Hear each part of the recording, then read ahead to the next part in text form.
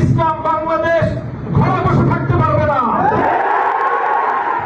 আমার সন্তানের লাশ নিয়ে আমরা কবরস্থানের দিকে যাব না।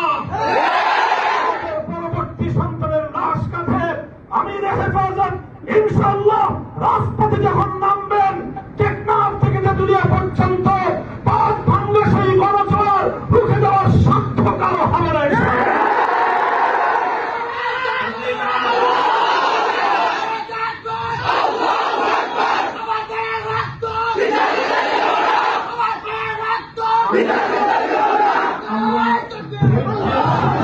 অতিক্রম করেছি।